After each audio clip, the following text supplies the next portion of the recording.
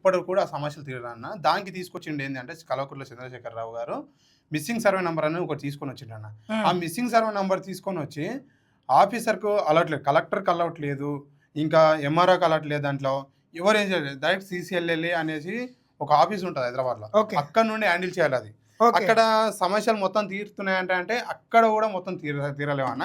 ఈ హ్మ్. 5 సంవత్సరాలు నా ముందు జరిగిన సన్నివేశము ఒక పేద కుటుంబము కూతురుంటదన్న. ఆయనకెక్కడ గూడా అప్పు పుడతలేదన్న. కనీసం ఈ అప్పు భూమి మీద అన్న అప్పు తీసుకొచ్చుకుందాం, బ్యాంక్ రుణమన్నా తీసుకొచ్చుకుందాం అంటే ఆన్‌లైన్‌లో చూపియట్లేదు. మరి అట్లాంటి పరిస్థితిలో ఏం గావాలి?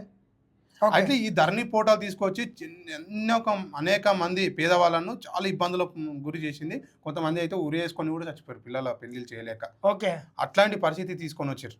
ఈ ధరణి పోర్టల్ వలన. హ్మ్. అయితే మన సార్ గౌరవనీయులైన సీఎం సార్ ఏం చేసిండంటే, మనకు భూమాత తీసుకొనొచ్చి పేదవాళ్ళకి ఇప్పుడు